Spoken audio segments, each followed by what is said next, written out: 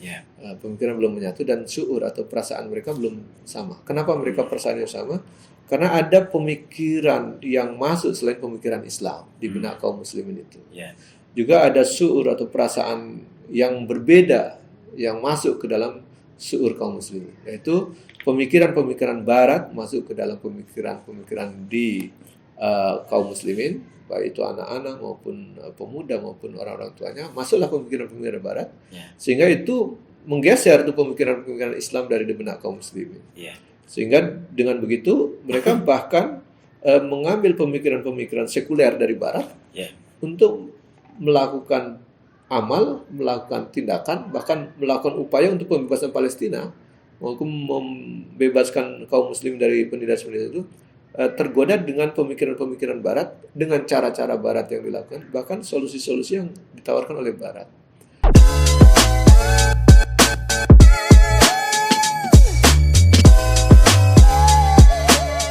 Assalamualaikum warahmatullahi wabarakatuh. Pemirsa Palembang Bersyariah yang disayang Allah, kita kali ini akan membincangkan seputar Rajab, Palestina, dan khilafah. Dan sudah bersama kita pakar ilmu pemerintahan, Ustadz Wahyudi Al-Maraki. Assalamualaikum Ustadz. Waalaikumsalam warahmatullahi wabarakatuh. Alhamdulillah sehat. Ya, kita sudah berada di pertengahan Rajab dan ya kita tahu memang banyak peristiwa penting di bulan Rajab. Tentu diantaranya yang sangat sudah kita kenal yaitu Isra Mi'raj Rasulullah. Nah, cuma memang ada beberapa peristiwa yang mungkin tidak populer, tapi itu sebenarnya sangat penting berkaitan dengan bulan Rajabnya tanah Palestinanya, ya, yaitu pembebasan Baitul Maqdis yang dijajah oleh Eropa ya selama 200 tahun. Dan itu dibebaskan oleh Salahuddin Al-Ayyubi pada bulan Rajab, ya. Nah, kemudian peristiwa yang menyedihkan yang terjadi juga di bulan Rajab, tepatnya tanggal 28 Rajab tahun 1342 Hijriah, yaitu runtuhnya khilafah Islam. Nah, bagaimana pandangan Ustadz berkaitan dengan tiga hal ini? Bulan Rajab yang harusnya itu kaum muslimin mendapatkan perlindungan, kemudian dulu pernah kaum muslimin membebaskan Palestina, justru sekarang Palestina sedang dijajah. Dan dalam konteks yang terakhir di bulan Rajab juga kaum muslimin mengalami tahun kesedihan. Monggo Ustaz. Iya, kalau kita lihat kan ini catatan sejarah yang sama-sama orang sudah maklumun minadi ad-darurah. Jadi orang sudah tahu lah bahwa adanya Isra Mi'raj itu tidak bisa tidak terkait juga dengan Al-Aqsa yang ada di Palestina. Jadi kan Allah sudah memperjalankan hambanya. Subhanalladzi asra bi abdihi laila minal masjidil haram. Nah, jadi dari Masjidil Haram ila Masjidil Aqsa. Barakna haulahu linuriyahu min ayatina. Jadi tidak bisa dipisah Al-Aqsa itu dari peristiwa penting yaitu Isra Mi'raj. Dan salah satu hasil Isra Mi'raj itu adalah salat, yaitu sebagai tiangnya agama. Jadi Islam itu begitu tegak, ibadah salatnya itu diterima dalam proses Isra Mi'raj. Dan Isra Mi'raj itu dimulai dari Masjidil Haram ke Masjidil Aqsa di Palestina. Dan Palestina hari ini yang menjadi kota suci umat Islam itu, yang menjadi kiblat pertama umat Islam juga, itu hari ini mengalami nasib yang menyedihkan, dikuasai oleh Zionis laknatullah Yahudi, dan penduduknya diusir, penduduknya dibantai, bahkan dibombardir, sebagian besarnya korban dalam anak-anak dan wanita. Yang kalau kita lihat hari ini bukan puluhan, bukan ratusan, bukan ribuan lagi, tapi puluhan ribu rakyat Palestina itu syahid, dan sebagian besarnya adalah wanita dan anak-anak. Dan kenapa dia bisa dibantai, bisa dibombardir begitu? Karena tadi peristiwa yang ketiga, kesedihan yang terjadi runtuhnya daulah khilafah Islamiyah milik kaum muslimin yang fungsinya untuk melindungi umat Islam, menjaga umat Islam, menjadi perisai bagi umat Islam, itu runtuh di bulan Rajab juga.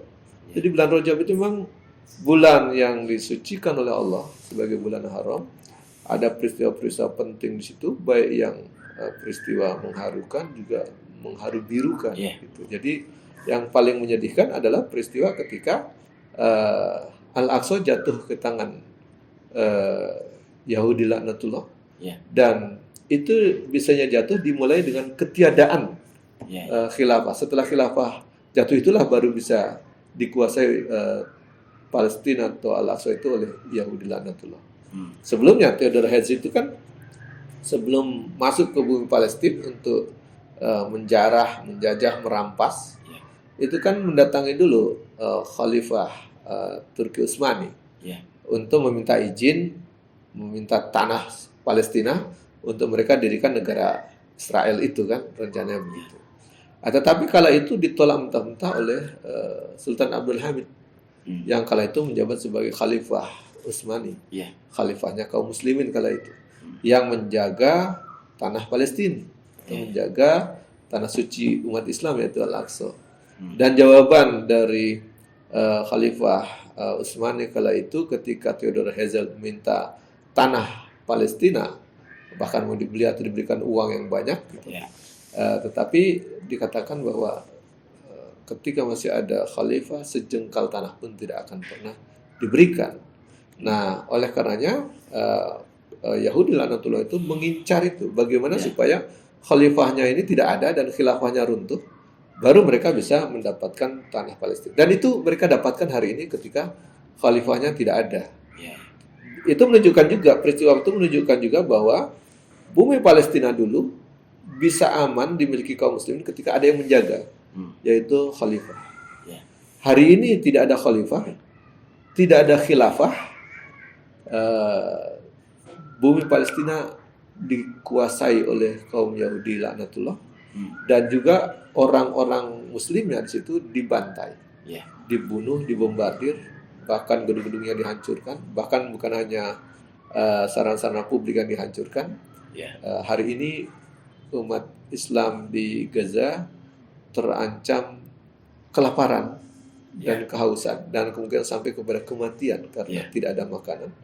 Itu karena diboikot, diblok, dan bantuan internasional tidak bisa masuk ke situ, sehingga terancam. Dan dunia internasional seolah-olah buta dan tuli dalam konteks ini, terutama PBB, Amerika, tentu. Itu mereka tidak lagi menampakkan bahwa mereka adalah orang-orang yang menjadi pelindung HAM, penjaga HAM. Itu omong kosong semua mereka itu. Jadi adalah mereka melihat bagaimana 25.000 lebih rakyat Palestina dibantai, dibunuh, terutama sebagian besar anak-anak.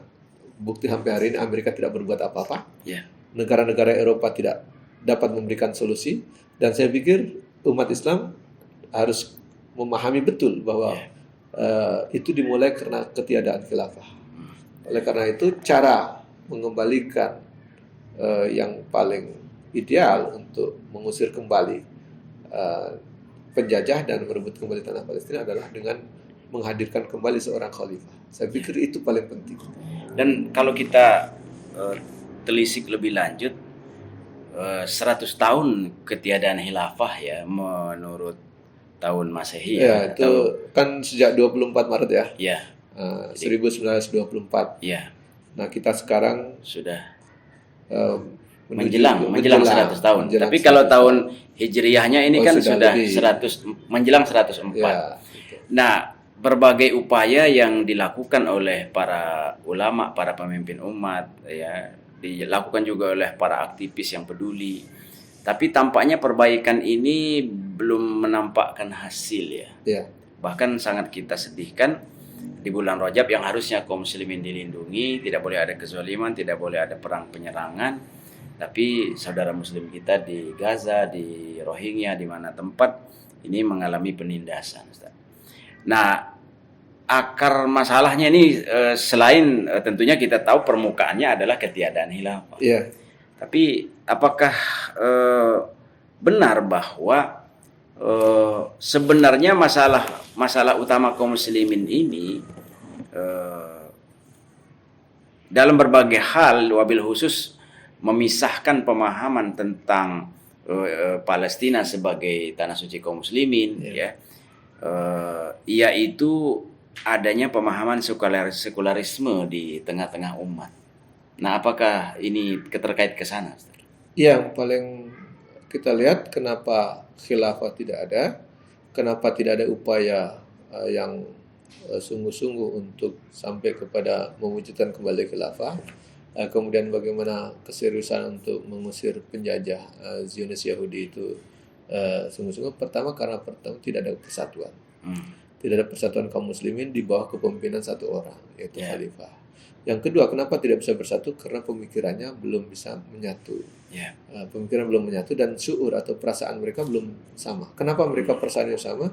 Karena ada pemikiran yang masuk selain pemikiran Islam di benak kaum muslimin itu. Juga ada syuur atau perasaan yang berbeda yang masuk ke dalam syuur kaum muslimin, yaitu pemikiran-pemikiran barat masuk ke dalam pemikiran-pemikiran di kaum muslimin, baik itu anak-anak maupun pemuda maupun orang-orang tuanya, masuklah pemikiran-pemikiran barat, sehingga itu menggeser tuh pemikiran-pemikiran Islam dari benak kaum muslimin. Sehingga dengan begitu mereka bahkan mengambil pemikiran-pemikiran sekuler dari barat untuk melakukan amal, melakukan tindakan, bahkan melakukan upaya untuk pembebasan Palestina, maupun membebaskan kaum muslim dari penindasan itu, tergoda dengan pemikiran-pemikiran barat, dengan cara-cara barat yang dilakukan, bahkan solusi-solusi yang ditawarkan oleh barat. Sehingga sampai hari ini praktis tidak pernah berhasil. Kenapa? Masuk terjebak kepada pemikiran yang sekuler yang kemudian memberikan solusi dengan cara yang sekuler tadi. Padahal solusi pertama kalau mau harusnya kembali kepada Islam. Sebagaimana pernah diberikan contoh oleh Salahuddin Al-Ayyubi. Itu tentu Salahuddin Al-Ayyubi sebagai sultan waktu itu, penguasa Islam, menerapkan hukum Islam, menggunakan cara Islam. Juga pendahulu sebelumnya yaitu Khalifah Umar bin Khattab.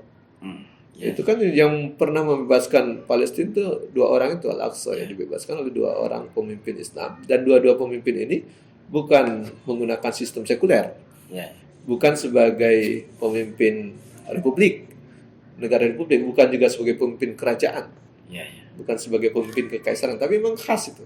Khalifah Umar dengan sebutan Amirul Mukminin atau sebagai khalifah kedua, beliau menerapkan Islam, menerapkan hukum Islam dengan cara-cara Islam, dan pendekatannya adalah dengan pengiriman kekuatan militer. Jadi kalau penguasa atau penjajah itu menggunakan kekuatan militer, maka semestinya yang dilakukan untuk mengusir juga dengan kekuatan militer. Dan sebenarnya kalau kita ukur-ukur, negara-negara Arab, negara-negara Muslim punya kekuatan militer yang cukup tinggi.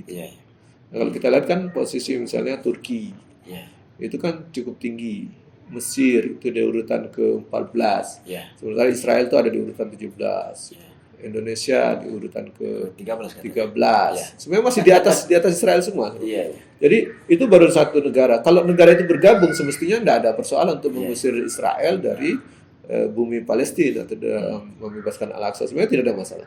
Persoalan utama adalah pemikiran pemimpin-pemimpin negeri Muslim tadi menggunakan pemikiran Barat, tidak menggunakan pemikiran Islam, sehingga mereka merasa bahwa solusi yang harus diambil adalah solusi Barat, solusi Islam, dan tadi terjebak kepada sistem dan solusi yang ditawarkan Barat, terutama oleh PBB, oleh Amerika, oleh Inggris. Nah, itu yang menurut saya meninggalkan Islam. Seandainya dia kembali mengadopsi sistem Islam, mengambil cara-cara Islam, tentu mengikuti sunnah yang diajarkan oleh Rasulullah, yaitu yang dilakukan oleh Khalifah Umar bin Khattab maupun Sultan Salahuddin Al-Ayyubi. Artinya memang akar masalahnya diantaranya adalah karena kaum muslimin berpikir sekuler, tidak lagi menyatukan antara keimanan, ibadah, politik dengan konstelasi internasional yang ada, dan tentunya ini menjadi PR besar ya bagi para aktivis para ulama, para dai untuk mengembalikan bagaimana agar umat ini memiliki pemikiran yang Islami, dan membersihkan dari paham-paham sekuler itu supaya keluar dari benak kaum muslimin. Pemirsa yang disayang Allah, ini kita 100 tahun tanpa khilafah ini mudah menyebut, tapi penderitaan ini luar biasa dan entah sudah sekian puluh juta umat Islam menjadi santapan musuh-musuh ya. Nah, mudah-mudahan di Rajab 1445 ini menjadi titik perenungan ya bagi kita semua. Mudah-mudahan ini membangkitkan kesadaran baru sehingga sebagaimana Salahuddin berhasil membangkitkan ya, sehingga bisa merebut kembali tanah suci Palestina. Kita insya Allah akan jumpa lagi di tema yang lain. Terima kasih Ustadz Wahyudi. Mudah-mudahan sehat barokah selalu. Amin. Ya, amin ya rabbal alamin. Assalamualaikum warahmatullahi wabarakatuh. Assalamualaikum warahmatullahi wabarakatuh.